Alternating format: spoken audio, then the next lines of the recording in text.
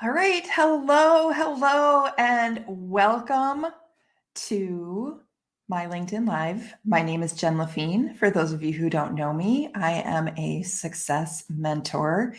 I help people do hard things through a lot of different ways. I talk a lot about the mindset of success. I also talk about the importance of accountability. And pretty much my goal is to help people learn how to show up so that they can level up. And I appreciate you being here with me today. And just so I know that everything's working okay, I'm wondering if someone could please just, if you're here, just say hello in the comments. And that way I know that I got the technology working right this month.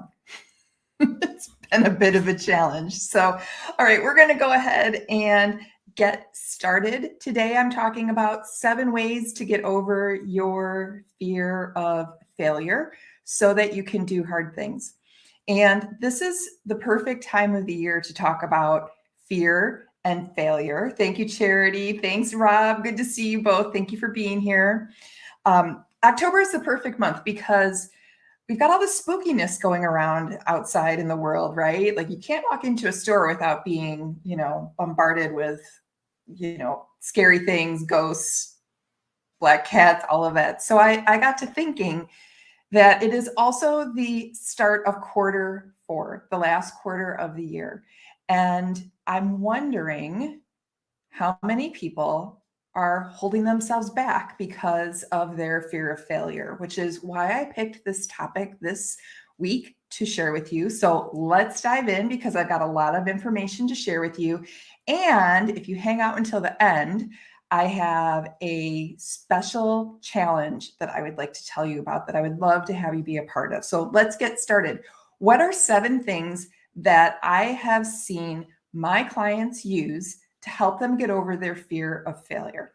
Number 1 is first, the realization and the recognition that failure is just a part of being human. I want you to take a minute and think about how exactly you are defining that word failure. Are you making it mean like a total catastrophe? Or are you looking at it as just finding a way or several ways that didn't work? In my opinion, the only way that someone can fail is if they stop. And this is one of the great things about working with me is I don't let you stop. I help spur you on and keep you going to the end because I want you to realize failure is human. We all do it. And it does not have to be the big deal that we have been conditioned to believe that it has to be. So I went and I looked up some famous failures. And you might know some of these, but I just want to throw these in there to show you that failure is human. So I thought these were really interesting. These are some that I hadn't heard before. Oprah was fired from her first job. And now she is so famous that she doesn't need a last name. We all know her by Oprah, right? Walt Disney was fired from the Kansas City Star newspaper saying he lacked imagination. If you can imagine that. Harry Potter, the book series Harry Potter was rejected by 12 publishers. And I bet every single one of those publishers is kicking themselves for saying no. The movie Star Wars and the Star Wars series was rejected by several movie studios because they said it was too unconventional. I bet those movie studios are also kicking themselves. And finally, Michael Jordan, the greatest basketball player ever, some would say, was cut from his high school basketball team. Now, just imagine if the people that I mentioned here had experienced those failures and saw them as something absolutely horrible and it stopped them from trying again. We would have no Oprah. We would have no Star Wars. We wouldn't be reading Harry Potter. So many children and adults have enjoyed the Harry Potter series. So learning to accept that failure is just part of the deal of being human is step number 1. Step number 2 is to adopt something called a growth mindset. Carol Dweck, Dr. Carol Dweck, has done a lot of work in the study of mindset. This is something that I used back when I was an elementary teacher, is teaching my students how to go from having a fixed mindset to a growth mindset. And it applies to the young, and it applies to the not young too. We have been raised and conditioned, most of us, to have a fixed mindset. And a fixed mindset means that you believe that you have no control over your intelligence, over your possibility, that it basically is fixed in place and there's nothing you can do to change it. Okay.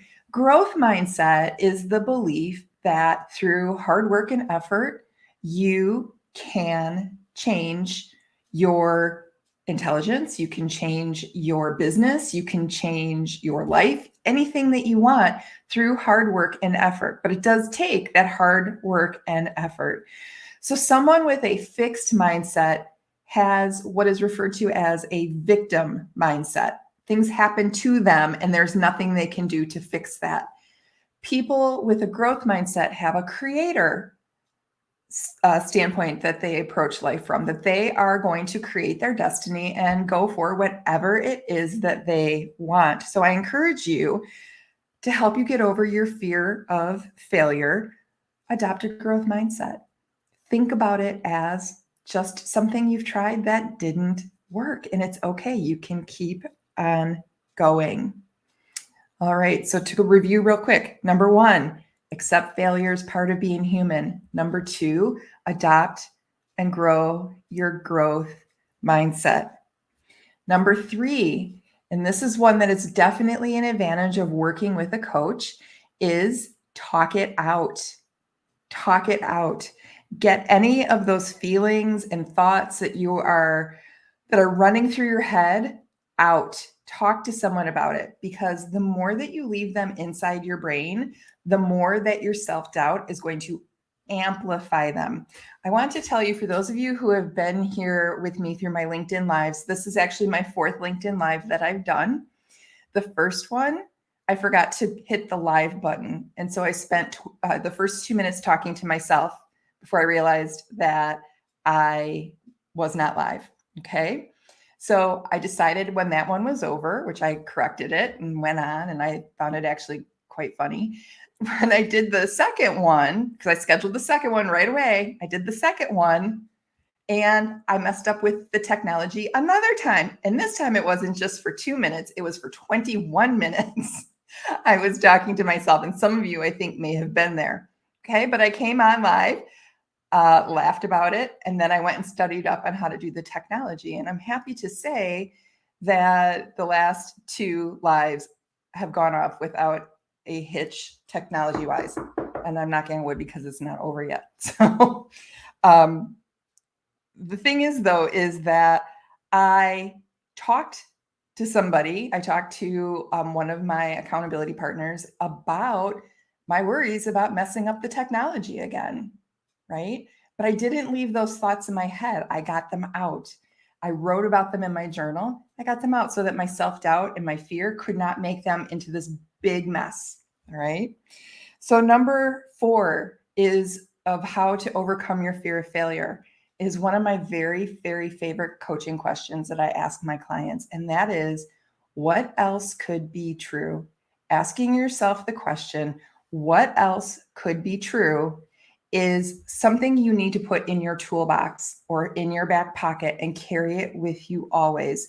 So when you are considering doing something and that voice in your head is telling you it's not going to work, I want you to ask yourself, what else could be true?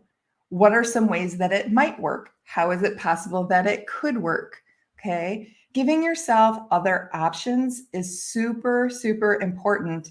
And where you put your energy, where you put your attention, is where your energy is going to go. So if you are focused on what your chatter in your head is telling you about how something won't work, if you're focused on that, that's where your energy is going to go. I want you to ask yourself, what else could be true? What else could be true other than this might not work? Okay. So step number 5 or tip number 5 for getting over your fear of failure is, and this is one of my favorites, I want you to make whatever it is you're avoiding because you're afraid, I want you to stop making it about you and start making it about other people. And when you are avoiding something, whether this is creating a new program or perhaps pitching to a new client, a bigger client that you're not sure is going to sign with you, okay, by making that about you and your fear, you are robbing the other people in the world the opportunity to grow, the opportunity to change, the opportunity to have their problems solved. Okay. If you do not approach people for the sale, or I know a lot of people who have said they wanted to write a book, but they're afraid to actually put their words down, or maybe even it's sharing content. There are a lot of people, there are like 2 billion people, I'm guessing here, but I know it's a lot of people on LinkedIn, on the LinkedIn platform. And such a small percentage of them are actually putting out regular content because they are afraid of what other people might think, or they're afraid that maybe they are not expert enough. Okay. And I'm here to tell you that if that is holding you back, try making it about other people. Think about the authors of your favorite books. What if those authors had never written those books because they were afraid of what somebody might think of them or think of whatever it is that they wrote? They would have robbed you the opportunity to have ever read your favorite book. Okay, so let's review before I finish up with the other ones. Tip one for getting over your fear of failure is to accept failure as part of the human existence. Everybody fails. Number 2, adopt a growth mindset and release your fixed mindset. Number 3, get it out of your head. Get your worries out of your head. Talk it out to someone. Write it in your journal, whatever it is. Don't hold it in. Number 4, ask yourself, what else could be true? When your doubt is roaring at you, ask yourself, what else could be true? And number 5, make it other focused. Focus the attention on how other people are going to grow from whatever it is that you are hiding from, and see if that can get you going forward towards doing whatever it is that you are not doing because you're afraid of failing. All right, so number 6, be flexible in your plans and graceful in your judgments. These are both very, very important things. Sometimes we are so nervous about failing that we have a plan to go from point A to point B to do the thing. Okay. But we know that life is rarely going to allow us to go from point A to point B without some detours along the way. Right. So accept that there are going to be detours, accept that there are going to be some things that are hard, and there are some things that are going to be easy. Accept that you will need to be flexible in your plans. It may not work out the way you had intended, but it will always work out the way that it is supposed to be. And many, many times that is way better than what you had ever intended. Okay. The second part of this tip is to be graceful in your judgments. And what I mean by that is don't beat yourself up. Be kind to yourself if you try something and it doesn't work out the way you wanted. Okay. Give yourself credit for trying and decide at the get-go that this is the way you are going to do this, that you are going to be flexible and see what happens. And if something happens you don't want to happen, you're going to be graceful and you're not going to beat yourself up for it. You're not going to judge yourself. Okay. There is no need for judging yourself, friends. That is the best way to shut yourself down. That is pure self-doubt and primal brain trying to keep you in your comfort cave. Okay. So please be flexible in your plans and be graceful in your judgments and let that help you ease your fear of failing. Number 7, I want you to do it scared. You do not have to feel ready to begin. You do not have to know all of the steps to take the first one, but you cannot know the next step many times until you take the first step, until you just begin. It's kind of like when you're taking a long journey. You have to just get the car out of the garage, right? And so many of us avoid getting the car out of the garage. We avoid starting because we don't know the entire route. And I'm going to tell you that the route often reveals itself as you go along, and it always gets you to where you should be if you don't give up. Okay, so many of us start down that path and we start to get nervous that maybe we don't have the whole route, and so we quit or we slow down or we talk ourselves out of doing something that we need to do. Sometimes this happens when we aren't seeing results fast enough, right? We think we have failed. And that is not the truth at all. Remember, the only way to fail is to stop. And as long as you don't allow yourself to stop, you will be successful. Getting an accountability partner is very, very, very helpful when it comes to doing it scared, because you have someone there who can help support you as you're going along. They can help talk you out of quitting if necessary. They can remind you of your deep whys behind what you're doing. And many people have found that working with an accountability partner, they don't want to let the other person down. Okay. And if that is something that works for you, then do it. If you don't have enough self-trust to see yourself through, you're not alone. A lot of people, I would probably say most people, struggle with that. And it's much easier to let themselves down and quit if nobody is watching them. But if they know that their accountability partner is watching for them, they are more likely to be successful, which is what brings me to the challenge that I would like to invite you all to. Starting on October 13th, Friday the 13th, it's going to be our lucky day. I invite you to be a part of the Do It Scared 31-day challenge that I'm running. This is the time, the 31 days between October 13th and November 13th are when we are going to dive into those things that we have been scared of, that we are avoiding. Okay. And I am going to be there with you. The challenge involves uncovering exactly what it is that you're avoiding. So if you don't know what it is that you're avoiding, we are going to figure that out because it is in there. Okay. You're also going to understand, I'm going to teach you why you are avoiding the things that you're avoiding. It's biological. Okay. It's biological. I'm also going to share some journaling prompts with you. I'm a huge believer in journaling. I'm a huge believer that journaling can help give us a new perspective. And I will be providing you with some journaling prompts to work through during the challenge. You're also going to be setting mini goals. And you're not going to set those all on the first day. You're going to be flexible in your approach. Okay. And you're going to be setting yourself goals throughout the 31 days of things that you would like to accomplish.